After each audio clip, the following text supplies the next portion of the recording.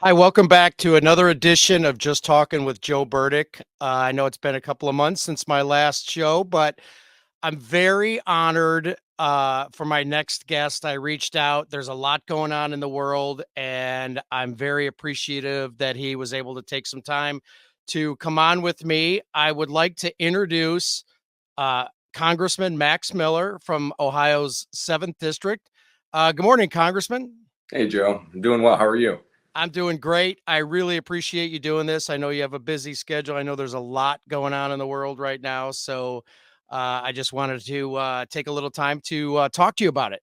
Absolutely. Well, thank you for having me on. And as you know, this is the most important part of my job is talking to constituents like yourself and really, explaining what's going on in Congress and throughout the world from the education that I've been receiving since I've been there in the last 17 or 18 months. So I'm excited.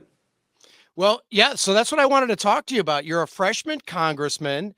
What do you think? I mean, how's it going for you? Is this what you expected? It has been a very tumultuous first term. And I think that anyone who says differently on either side of the aisle is probably lying. But here's what I can tell you that we have gotten some great things accomplished for our country in a very dysfunctional majority. I'm proud to say that we codified NEPA reforms. That's oil and natural gas permitting that, we couldn't codify under law during the Trump administration, but we got it with the Republican House through a democratically led Senate and through President Biden, who is not all there. So it's shocking that he even signed it. But that being said, we put work requirements on social programs that haven't been done in over 30, about 30 years.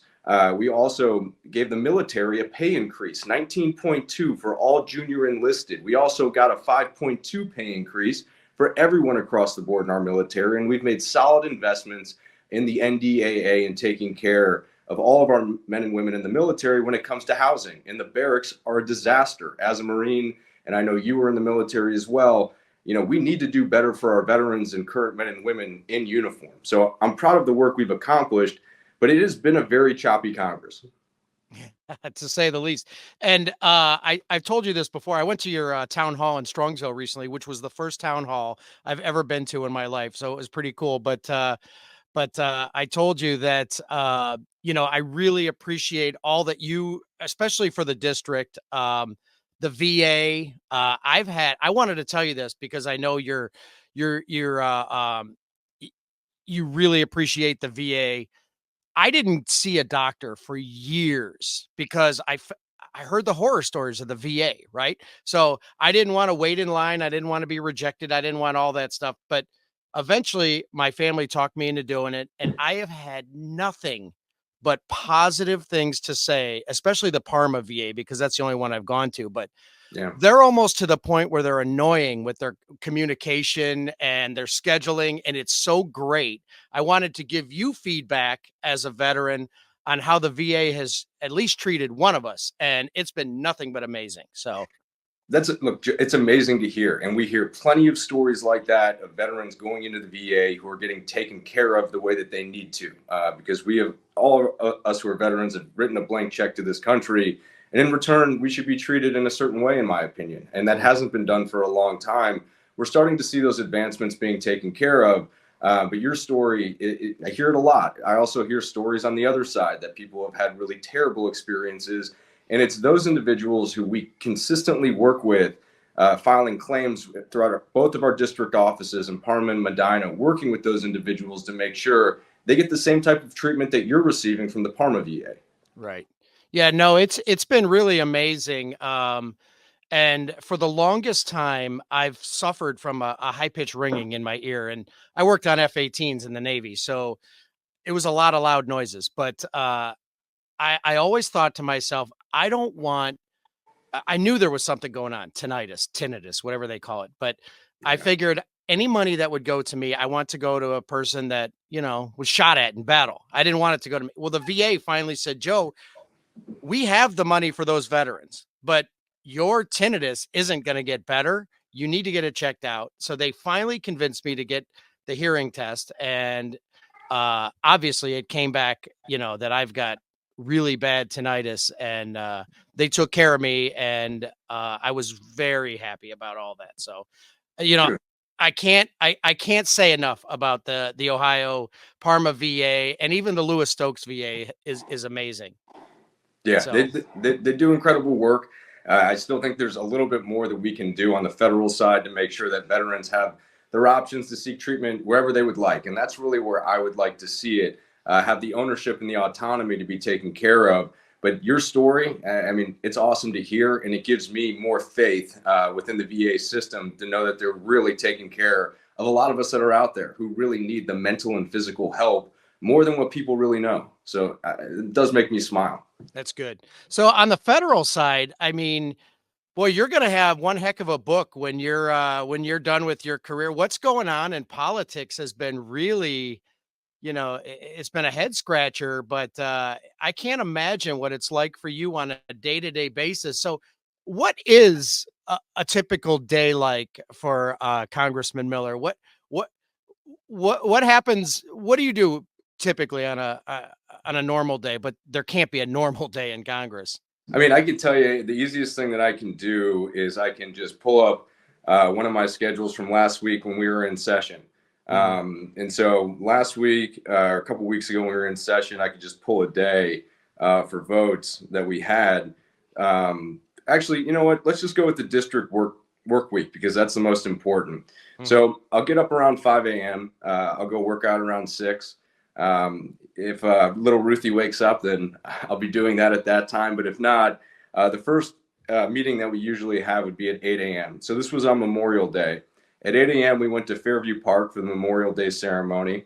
Right after that, we spent about an hour and a half there. We went to Parma Heights Memorial Day ceremony with Mayor Marie Gallo, who's an awesome, awesome lady. Right after that, we went to the American Legion in Parma, and then we went to Medina. And that actually, I would think, is somewhat of a light day. Usually, back when we're home, I don't get home until around 8 p.m. And that's usually normal.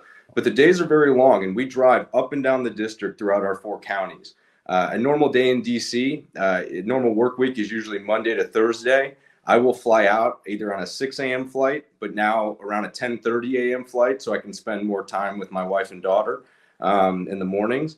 And then I'll be in DC from Monday at around noon to Thursday. Then I get home at around 5 p.m. And for 90% of the weekends, I am home and I am in the district. And I hope people can see, the things we put out on social media and the individuals we meet with officially and politically.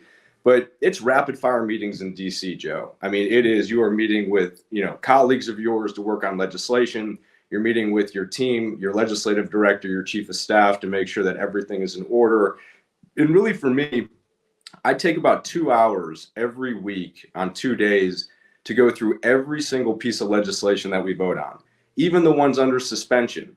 And a lot of people don't look at those, but I like to know everything that we're voting on. So if a constituent asks me a question, I know that I can answer it confidently and that I've done the homework to do so. Now, if I don't, to be very clear, I'll just say I don't know because I'm not full of it. And I like to be very honest. And I've seen too much of that in DC, but it isn't these big drinking parties. It isn't, you're not going out cocktail hour. I mean, I usually do not get home in DC to my apartment until 10 to midnight every night. And that is very typical. And then once again, I'm up at 5 a.m. to do it all over again. But I always remember why I'm doing this. And it's the same thing in the Marine Corps. I always remember the mission at hand, why I'm waking up every day, why it matters for me, my family, my daughter's future, and your family, and everyone's family as well. And that is where the drive comes from every single day, whether I'm back home in the district or in DC. Well, I think that's what people probably don't realize or appreciate. Just the sacrifices that you and your fellow legislators are making. I mean, your bride and your baby, they're not there in DC with you, are they? No, unfortunately, they're not, but fortunately, they're not. I'd rather them be back home in the seventh, where I know it's safe, where we have great schools and a better community of Ohioans around us than, the swamp of DC, to be very honest. Mhm. Yeah, no, and that's what I can't imagine. I mean, I've met your bride and I saw your beautiful baby at the town hall, and I know it's gotta be hard being away from them every day and probably communicating like this a lot. And Yeah. I appreciate what you're doing for our community and for our country. So, it's a big sacrifice, and, it's appreciated because I know you're doing great things in DC, as hard as it may be. It is, but a lot of the prior experience that I had working in the White House for President Trump, and then being on his first campaign, I has really helped us in the relationship aspect throughout Congress. I'm proud to say that because of those relationships, that we've established throughout the number of years, we've been able to produce for our district as a freshman, which is very rare. I mean, we went 15 for 15 on the appropriations process, bringing home over $17 million for only police and fire and critical infrastructure. So City of Brooklyn got 9 new police cars. Sheriff Grice out in Medina County is getting a new mobile command unit. Parma, Ohio is getting a great water retention basin for all the flooding that they go through consistently. Olmsted Falls, $3.2 million, just about to redo their sewer network. And that is just maybe about 5 or 6 that I've rattled off.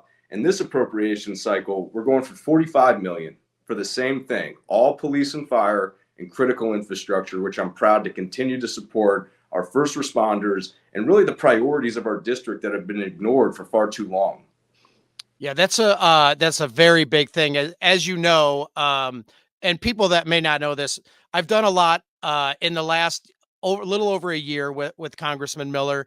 I am so honored that you believed in me so much after our first meeting that you actually talked about me on the floor of Congress, and it's one of the things I love bragging about and showing the video that being in Congressional Record is absolutely amazing for me. And I just really appreciate you. You're not, and I'm not just saying this because you're here. I tell this to people all the time.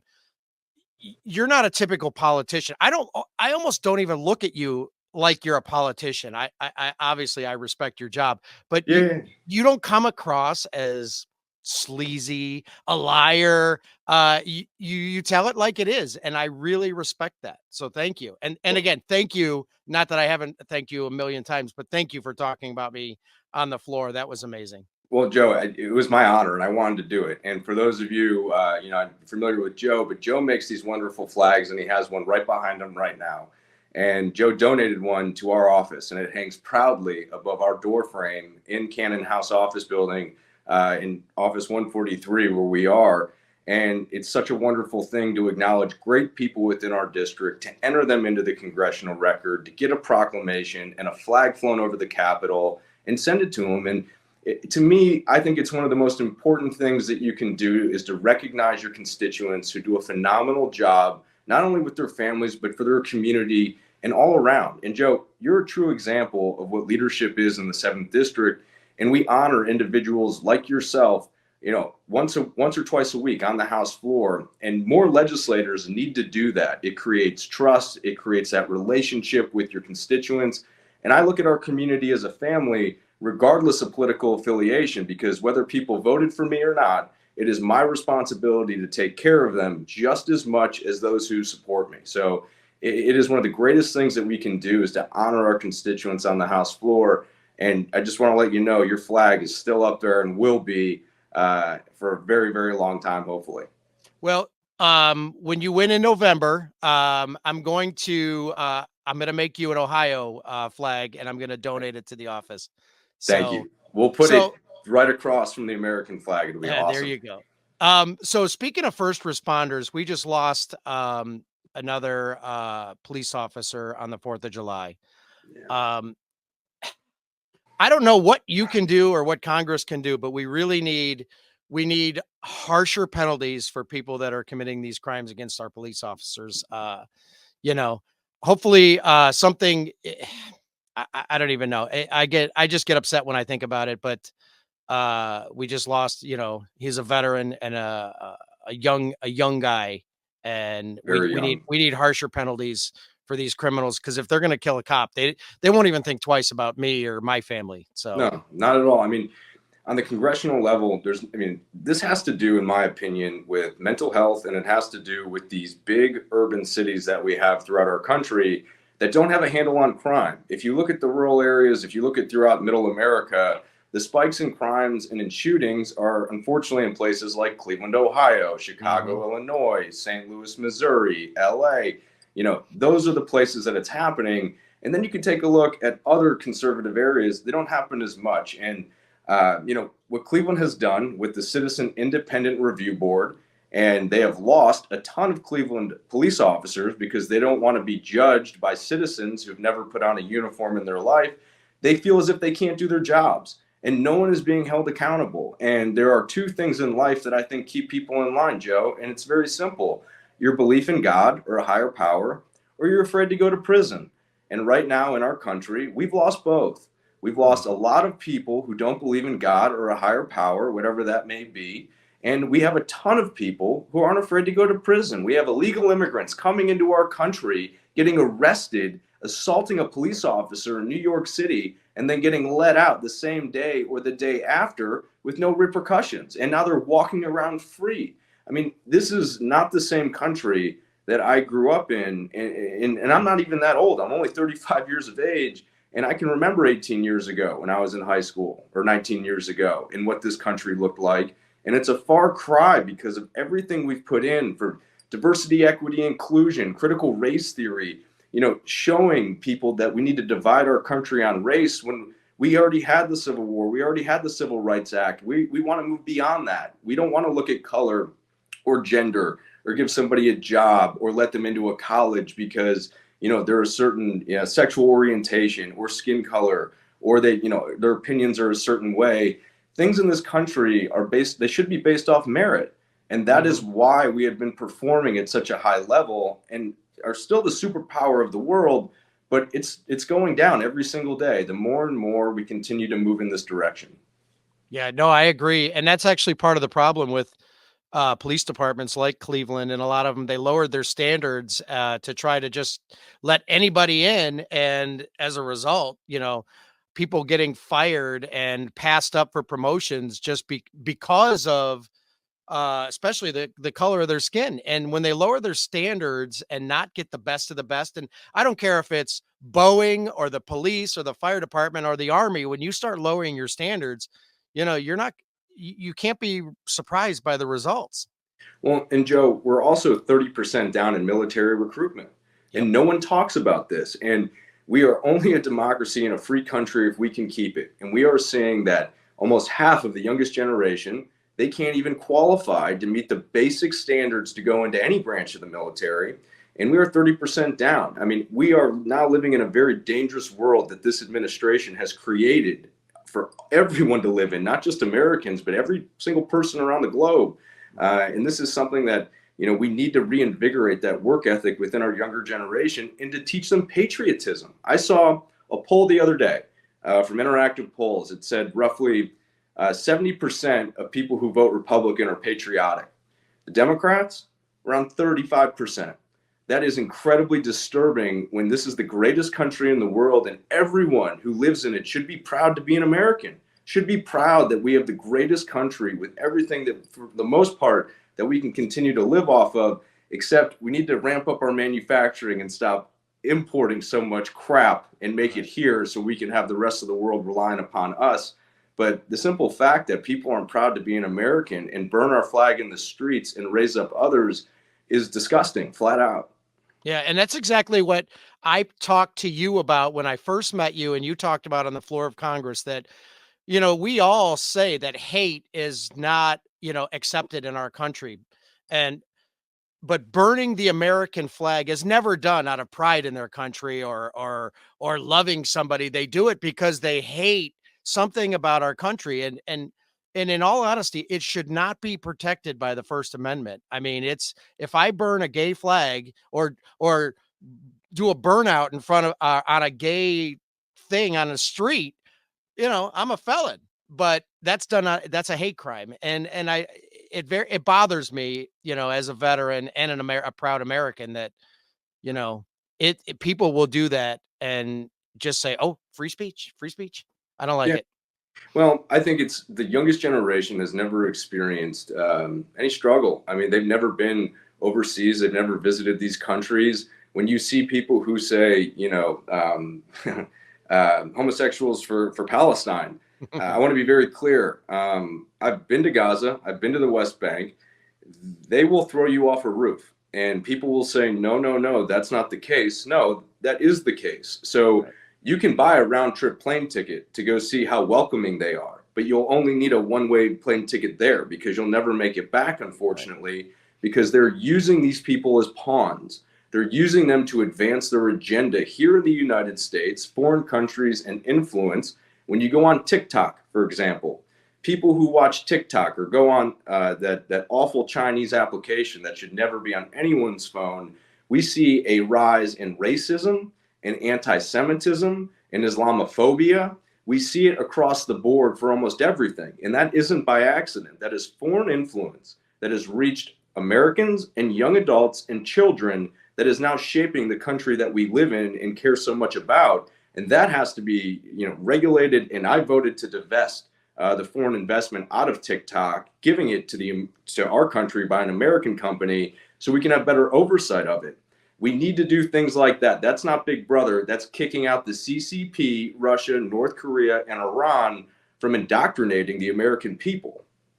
Right. And I know that you experienced the anti-Semitism yourself, and it's I'm so shocked at the amount of anti-Semitism in this country. Now, I'm glad that it's the Democrats that are doing it and not the Republicans, but it's so disappointing that the very people like Rob Reiner and Hollywood are pandering to hate Jews, hate Israel, and the mainstream media has already given up on Israel. I mean, is there any new news coming out of there? Anything? I mean, there hasn't been much, but I mean, the Biden administration set the tone for all of this. Mhm. At first they called for a unilateral ceasefire. You can, any other country or any country in the world can give you advice. It doesn't mean that you have to take it. People Right. give our country advice all the time, but we have to do what's best for us.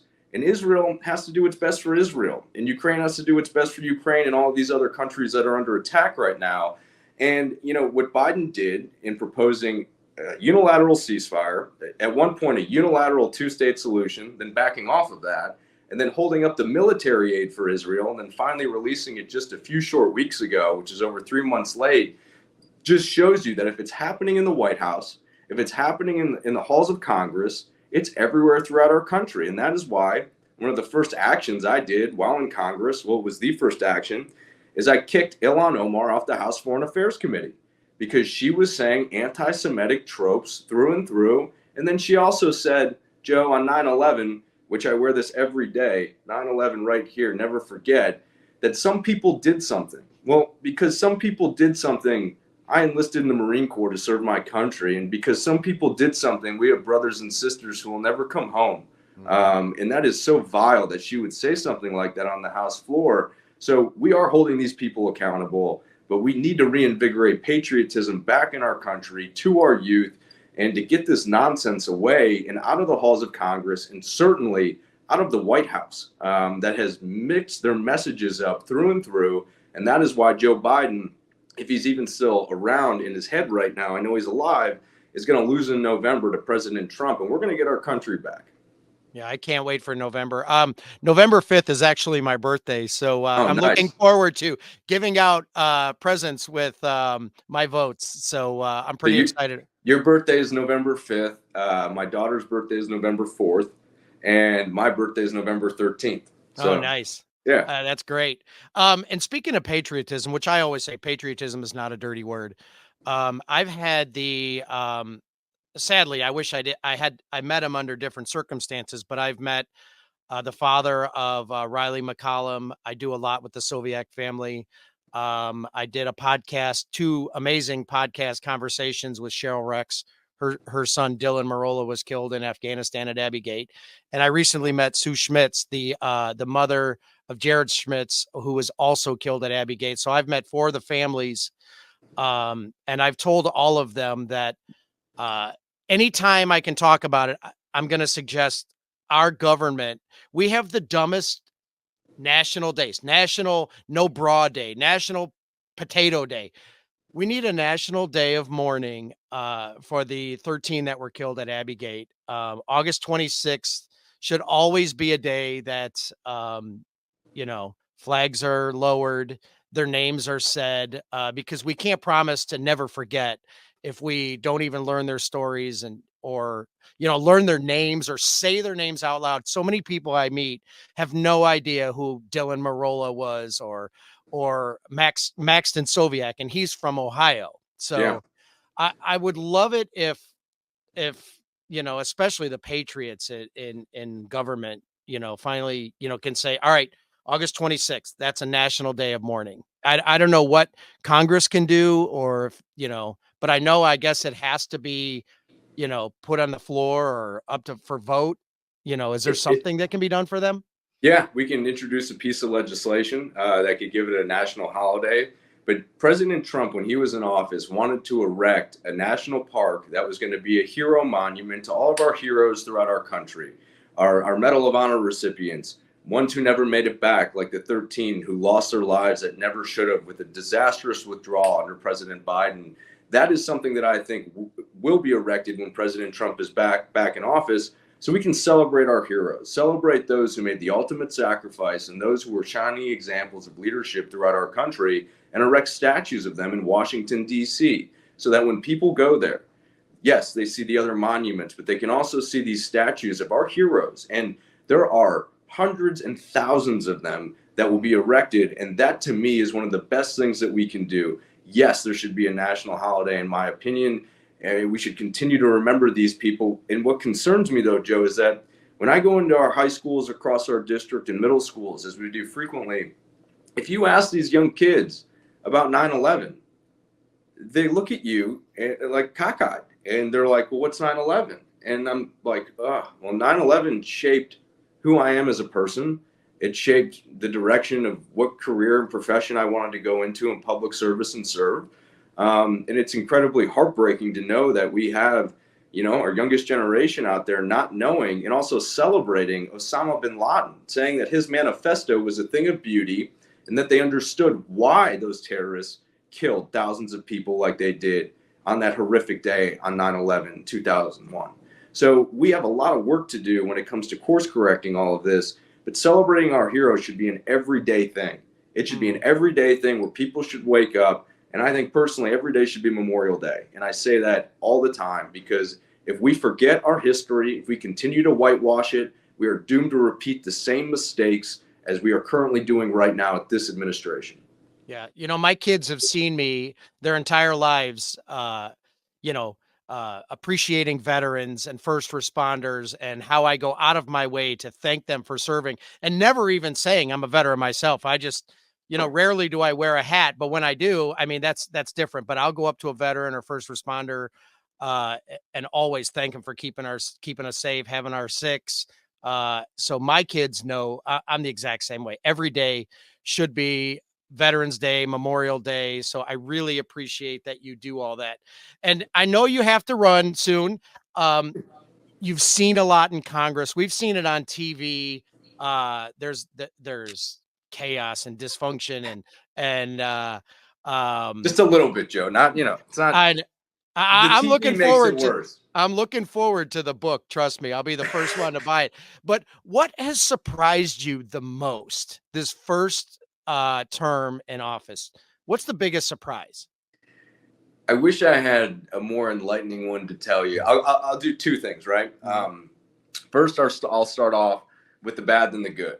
The bad is I expected a lot more out of my colleagues. I expected for some of them to do a little bit more homework when it comes to the legislation and what we vote on. I mean, you would be shocked, or maybe you wouldn't be, that when sometimes you go on the House floor, some members will come up to you and say, what are we voting on? What is this? And to me, that is not doing your job and reprehensible. And I just get disappointed that if you're a member of Congress and you're representing 750,000 to 800,000 people, that they put you there for a reason. And that reason is to do your job. That reason is to sit down, do the continuous education, to understand the votes that you're taking for your constituency.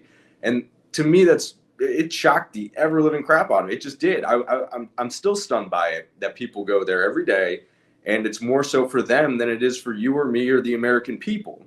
Now, on the brighter side, you talk about how crazy it looks on TV. 80% of members, in my opinion, on both sides of the aisle are decent, good people who go there every single day, just like I do, who do the homework, who do the education, who actually care about the American people and those that they represent, even regardless of political affiliation. But it's the 10% on each side that ruins it for everybody. I mean, it does. And you've got these characters that don't represent the majority of the Republican Party. And I know this may be a hot button and a lot of people like him, but Matt Gaetz is a perfect example as somebody who is only out there for himself as opposed to the rest of us. I mean, once you take 8 Republicans and you vote with 213 Democrats or 208 to kick out the Republican speaker, whether people liked him or not, Congress is a team sport.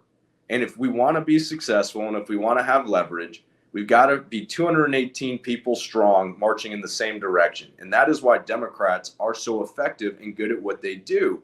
But overall, 80% of members are great people who do the work, who care about their constituents as their number one priority, and really try to make some type of progress for the American people. And sometimes the alternative is worse. And that is where we have to go out and really tell the American people and familiarize our constituency with both of the options. That one, unfortunately, is better than the other, but both may suck, unfortunately.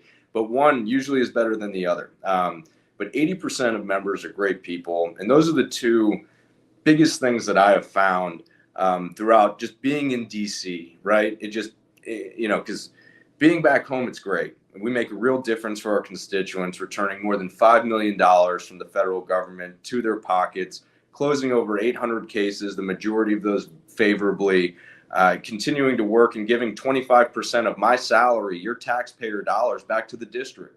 I'm proud to say that in the first year of Congress, I gave $43,500 to the Medina Technical Educational Career Center. And this year, the next tranche is going to go to the Wayne County Career Center for the same amount. And that is making a real, actual difference in our constituents' lives that are going to send them off on a debt-free life. And hopefully they will make the most out of that opportunity with our taxpayer dollars, not going to me, but reinvesting back in the community like a business. And that is how this country should run. If we run this country like a business, we're going to be far better off bringing in enough revenue so we can keep everything solvent and not print so much money as we are currently doing. So all in all, those are the things that I'm disappointed in and incredibly proud of at the same time while being there for a first term. Well, as you know, you have my vote in November. Thank you. And if you need anything, any help, any passing out anything, let me know. I'm happy to help. You've got at least 4 votes in my house as it is right now. And off camera, sometime we're going to have to talk about, I just found out Seven Hills, the city of Seven Hills, doesn't have body cams for their police officers. And I want to figure out a way where I can raise the money and get them body cams. I have no idea how much it'll cost. We'll talk about that another time. But I really appreciate you taking this time to tell me and anyone that watches this what's going on in DC and what you're doing for us on a daily basis. And I really appreciate you taking the time. And I hope you and the family have a great rest of your weekend.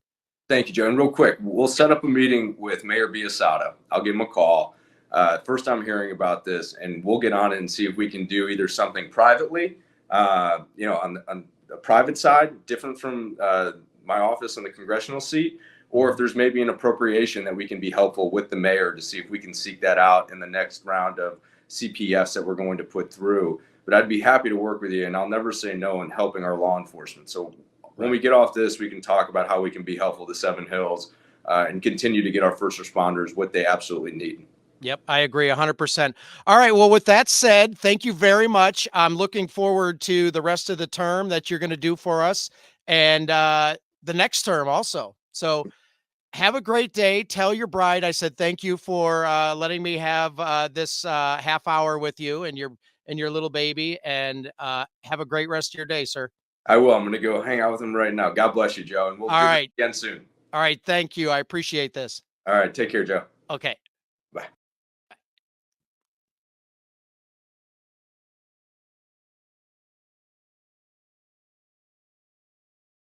Objection. The gentleman is recognized for 1 minute. Thank you, Madam Speaker. I rise today to highlight a hero of Ohio's 7th District, Navy veteran Joe Burdick. Joe promotes patriotism by hand-carving wooden American flags. Like Americans themselves, each of Joe's flags is unique. They are imperfectly perfect, complete with knots, dings, and rings, yet each is beautiful in its own way. From the strength and sacrifice of Old Glory, red, to the pure innocence of the white, the flag represents sacrifice, independence, and hope. Joe captures these qualities in his art. The flag is an integral symbol of our nation, and Joe and I agree that desecrating the American flag is not a legitimate act of protest. Doing so tramples on the service and sacrifice of millions who have defended and still defend the values it stands for. I thank Joe for using his talent for patriotism. I urge all Americans to follow his example by always treating our flag with the solemn reverence it deserves. Thank you, and I yield back.